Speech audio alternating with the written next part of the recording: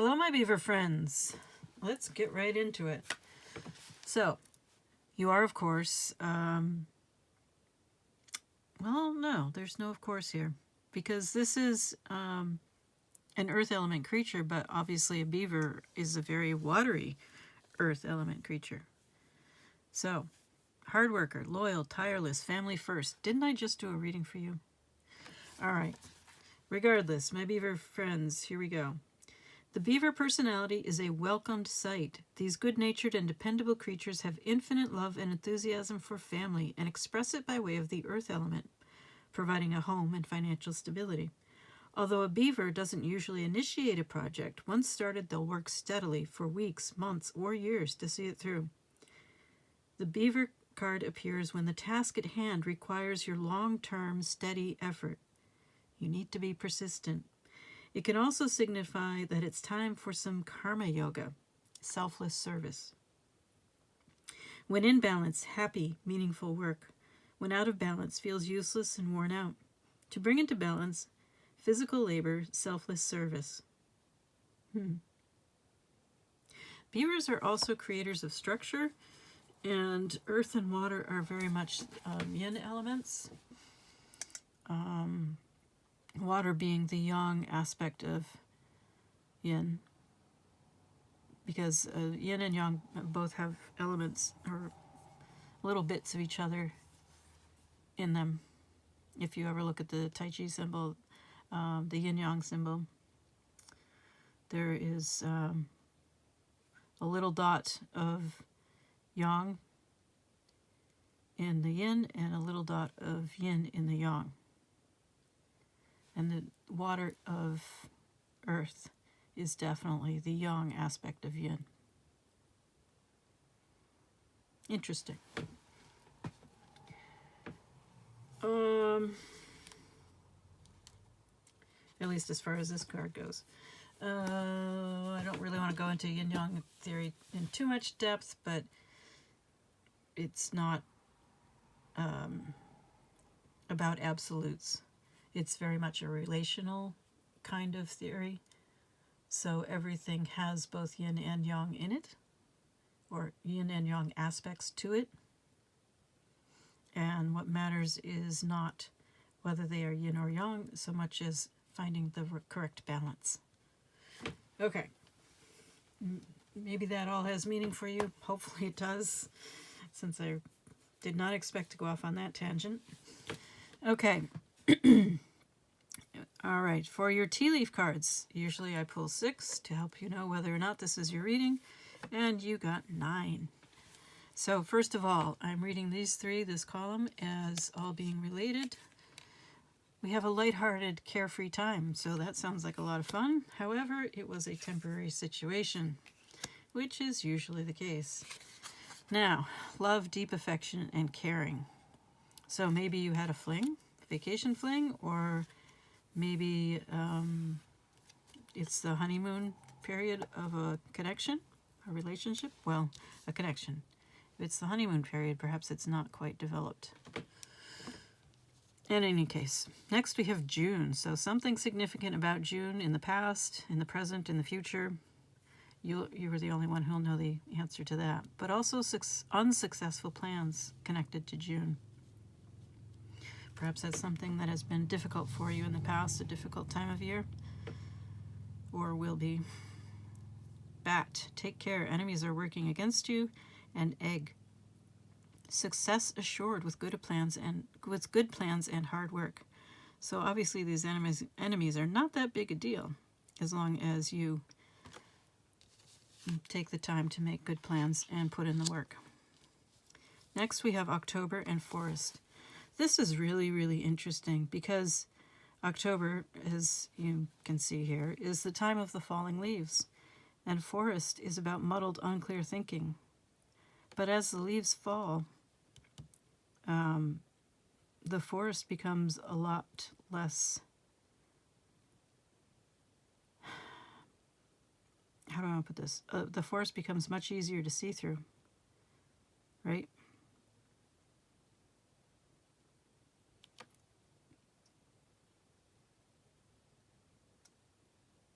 So it's an interesting suggestion or implication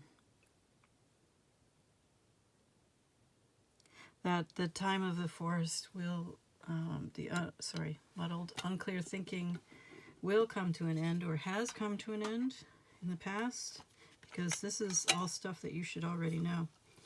In any case, the muddled, unclear thinking will change as the seasons change.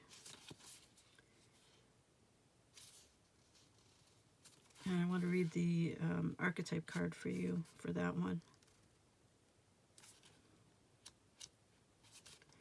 The forest, the woods, the thicket, the jungle. Consider for a moment your earliest memory of the forest. It's likely it included all the mythic elements of this archetypal space. A little fear, a little enchantment, perhaps losing your way, perhaps discovering a secret mystical treasure. Such is the magic of the forest. It requires first that you enter it, and then that you get lost within it. You may think there is a path to lead you straight through, but soon enough you'll be on what is known as the pathless path. There are tricksters here, dense foliage and entanglement. But equally present are the glimmers of fairy light and friends amongst the trees. You're on an adventure now, and there's no turning back, so embrace the dim light and the moving shadows. Whether literal or imaginal, brave the forest and get lost, getting found.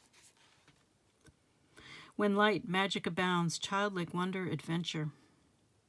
When dark, concealment, density, savagery. The hunter, the maiden, the crone, and the shaman make regular appearances in the forest. Let the narrative reveal itself. If you get out of the forest without feeling lost, you are only in a little grove of trees. The great archetypal forest requires we spend at least one night frightened for our lives. So, I can tell you've been, probably past tense, you've been through something that was really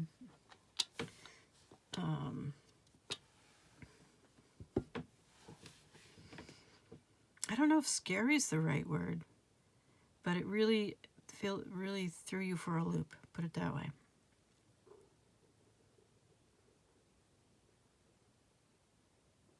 I think it really upended the way you think or the way you see the world. There's an element here of sight, of perspective maybe, of how you see things. And perhaps that this connection, this lighthearted, carefree time that didn't last very long, but opened up your heart perhaps, really changed you.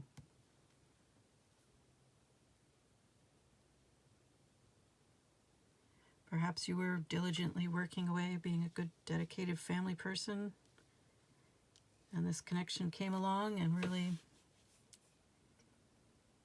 knocked you sideways. That's what I'm getting right now, anyway. I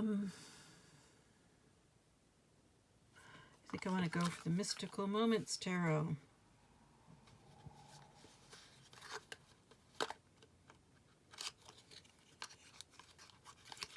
I love these images.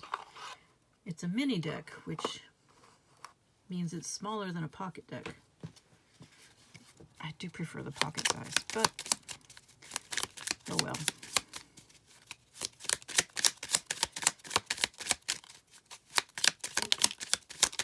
Let's see why you are here.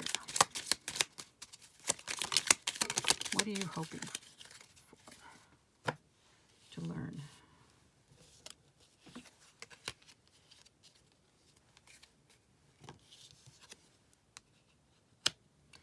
We have the Fool. It is in the upright, so that suggests a leap of faith on your part.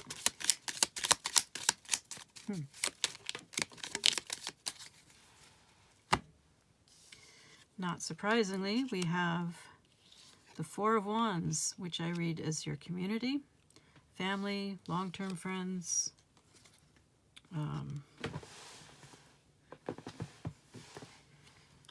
really the long-term connections in your life. And we have the Hanged Man, These are both in crossing positions, so I feel there's a great deal of instability in your current family situation, which as a Beaver person would be driving you nuts. Whoa.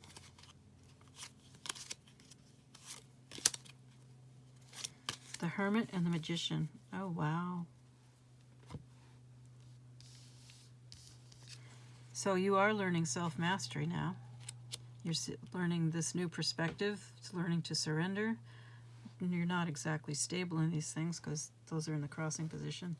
And it's having a profound impact on your community, your family.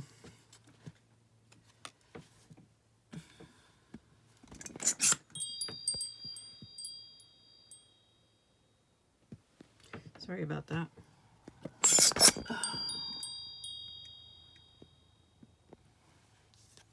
Okay, so you are, your family, your community is unstable right now. That's in a crossing position.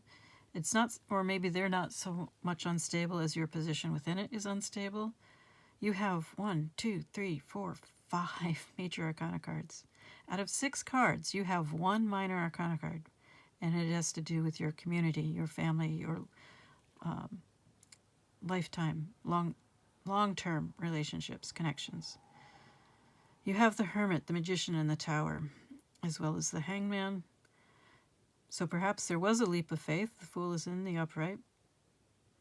And it has changed everything, which is exactly what happens when you take the leap of faith. On the other side, you are probably in the period of instability that follows the leap. I don't think anything has solidified since then. So you're probably wondering how much longer you're going to be trying to figure out where you are, what you're doing, where to go next. We have the Hermit, so a time of introspection, a time to be alone, a time to look within and find your own inner light, your own inner guidance. If you've been someone who's relied on your community for that, then, well, it's time for you to be a bit more independent. Then we have the Magician. This is can be one of the divine pairings, referring to the more material one, actually. The material aspects of a spiritual pair. So this is about finding ways to work with the universe, to be a co-creator, to manifest, which involves, first of all, mastering yourself and mastering the 4 elements, or however many elements in the system that you most align with. But there has also been a tower brought about by these changes within yourself. The tower is the flash of insight, the destruction of your world down to its foundations, because it's time for something new to be built.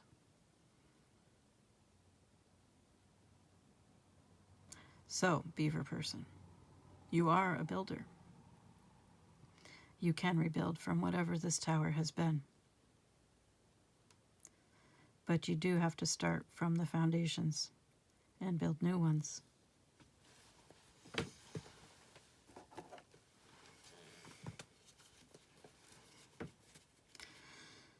Let's see what the universe wants to say to you.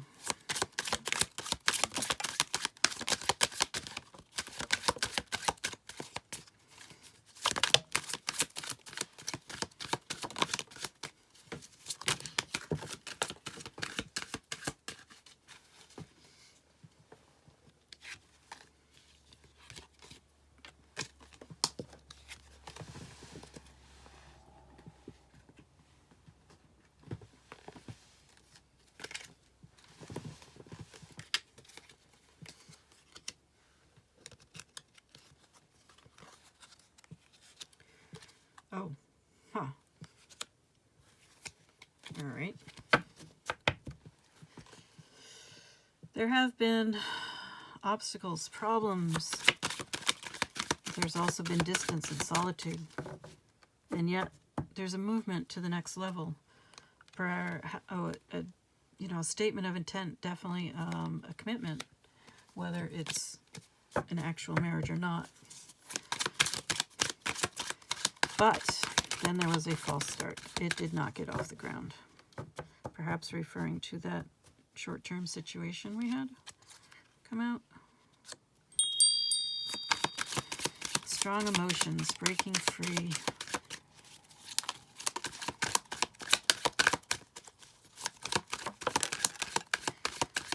What are you breaking free from? Your old sense of self. You're beginning again as a new being. Sometimes you might feel spontaneous and carefree. Other times you might feel inexperienced, vulnerable perhaps. Regardless, there's a desire for a new beginning and a commitment to spirituality. Maybe a sense of destiny, a sense of trials, maybe divine trials. I could easily see that with the Tower card. You might feel like the divine, in whatever form you believe in it, has been testing you, and you might be right.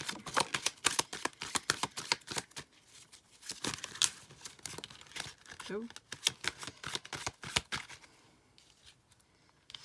it is out of your hands, or at least some things are. You can choose how you respond. Oops, sorry. Karma. Cycles.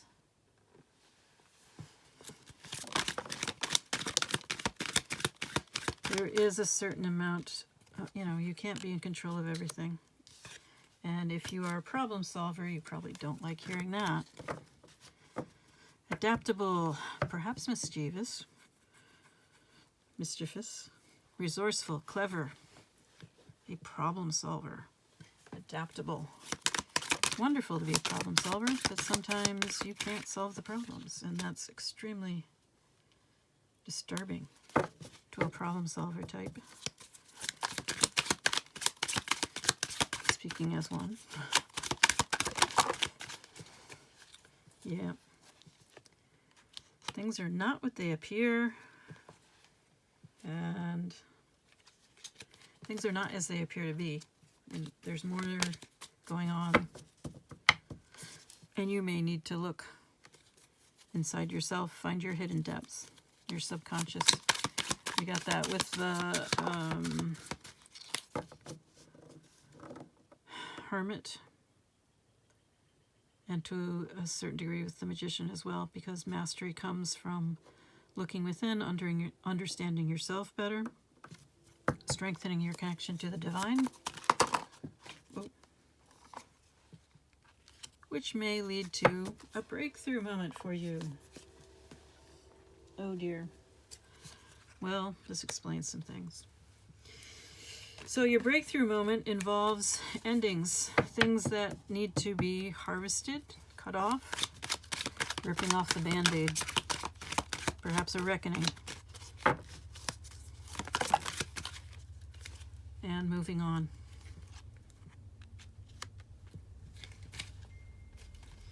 So, this is very consistent.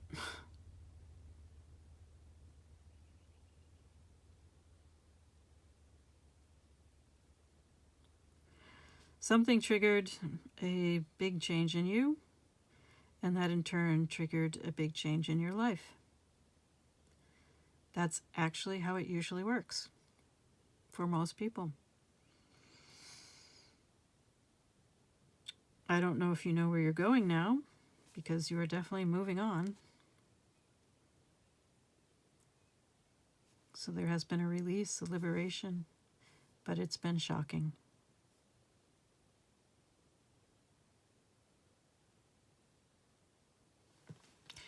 Let's see.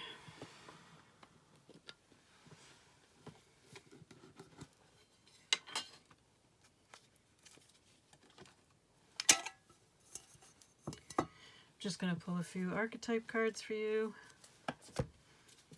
for general guidance, or to let you know what you're working with now. You might not be getting guidance. At least not concrete guidance.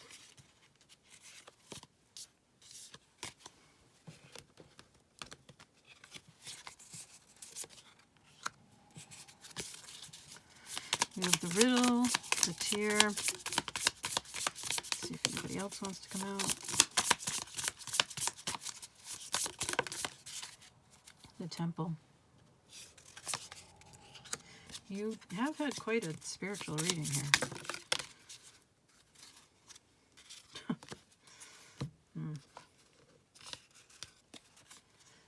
Okay, I think that's enough for now. So, we have 53, the riddle, 52, the tear, 39, the temple, and 28, the shadow. Starting with the riddle.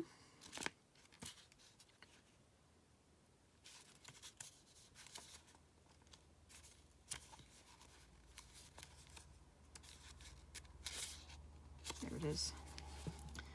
The riddle, the puzzle, the question, the mystery. When the riddle is present, one must stop searching for the right answer. It cannot be found, and ultimately it is not important. Rather, there must be a shift from the literal to the metaphorical, from logic to mythic. You are thinking too small and literally about a situation.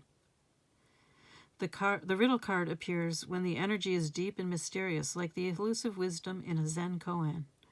Focusing harder won't do it. Neither will increased effort. Remember what I said about the problem solving? Doesn't work. Time, surrender, and humor are your only allies. Surrender came up in your... You have the hanged one in a crossing position, so it really needs to be turned upright. You really need to let go and surrender. Okay, where was I? What feels like the most pressing dilemma won't reveal its deeper wisdom for a long time. Eventually, you'll learn a profound lesson from the riddle. For now, get comfortable with the limitations of your intellect and the reality of not knowing. It may, in fact, be the only reality there is. Yeah, the not knowing is a real pain in the butt to get used to. When light, a great awakening or aha moment. When dark, manipulation, deceit, or trickery. Boy, that sounds like the Magician card.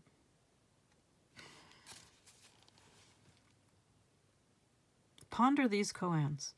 The coin that's lost in the river is found in the river. If you meet the Buddha, kill the Buddha. Who am I? The only way to work with a riddle successfully is to not work. That has got to be one of the most frustrating cards I've ever read. I'm so sorry.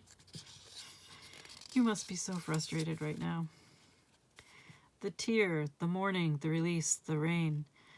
Sorry, moving on to 52. Tears are droplets of letting go. Once they begin to fall, we allow the swelling tide of emotion to run its elemental course. Often the tear is what is needed in order for a conversation or situation to break into the next level of intimacy and vulnerability. Some say that tears are so powerful in softening our egos that they open up a portal to the unseen world. Through our watery eyes, the ancestors catch a glimpse of us, and we are reminded of their eternal embrace. We sense our humanity, our humility, and we allow ourselves to be held. It is likely this card appears when there is grieving yet to do, a sinking down into disappointment or despair that, once acknowledged, will bring a shimmer of clarity to our dewy eyes. Well, that reminds me of Five of Cups, which came out in another reading I posted today.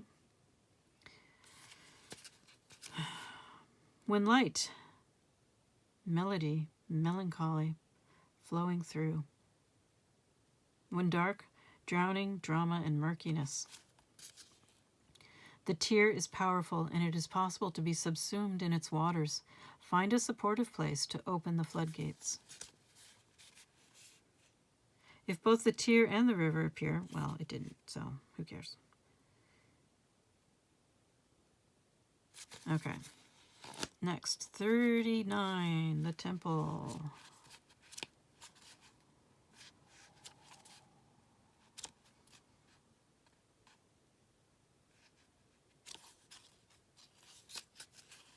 Here it is. The temple, the sanctuary, the shrine, the altar. When we think of the temple, we often envision an architectural structure in a far-off land. We are quick to distance ourselves from the sacred, assuming we must expend much effort in order to arrive there. Yet the temple is a universal and omnipresent energy, accessible in the highest and lowest, richest and poorest of places. Visiting the temple might be as simple as stepping into the dappled light of the forest, which also came up for you, right? Okay. Slowly and sensuously kissing a lover or closing your eyes to travel inward. This card is a call to re-examine what you pay homage to and what you reject. What do you spend your time worshiping? Your phone? Money? Material goods? What barriers do you draw between yourself and the sacred? Perhaps there is room on your altar for something new, something surprising. Offer it to the heavens. When light, reverence for all. Life is sanctuary. When dark, idolatry, cults, strict spirituality. Sounds like dogma to me, but the ancient yogas saw the body itself as the temple, every function and feature of it as an expression of divinity. Build a shrine with found materials. Don't spend any money, only time. How would you change your life if you treated your body as your temple? Though indeed the temple travels with you, this card is interwoven with the pilgrim archetype. If you've been longing for a spiritual journey, book your tickets. Not literally. Okay, 28.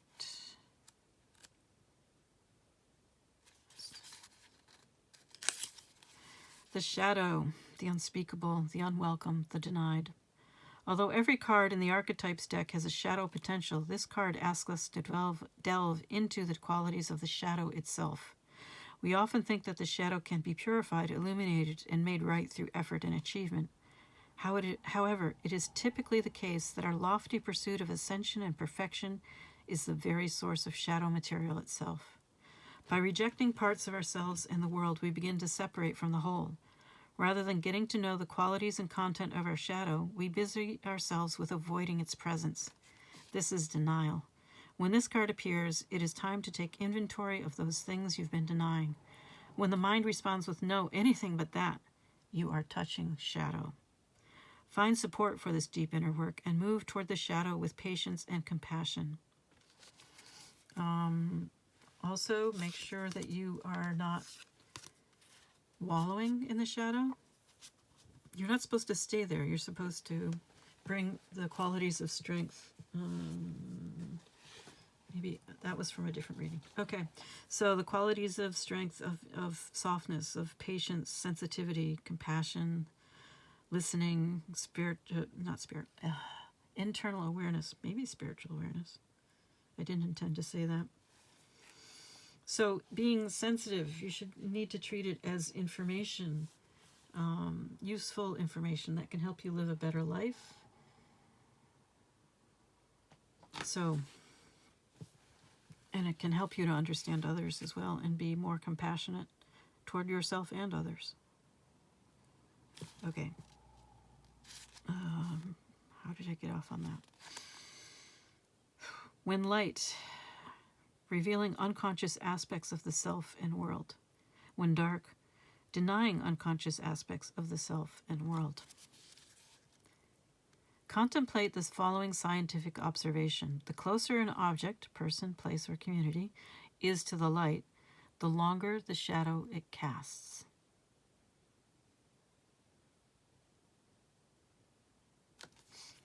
Almost a Zen koan there.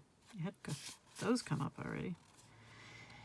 In the shadow of the gods are the very gods themselves. Reflect on this statement by James Hillman in A Blue Fire. What do you despise about yourself? By answering, you move toward shadow. Just remember, you don't want to stay in shadow. You want to come to some understanding, some integration of it, so that you can move on and be more than you were before. Be more yourself, be more authentic, and be stronger. All right, this has been quite a reading. I am wishing you all the best. Obviously, you have a lot of things going on, a lot of inner work and change in your life. That's not a bad thing, but it's certainly challenging. Or it doesn't have to be a bad thing, I should say. I am wishing you all the best.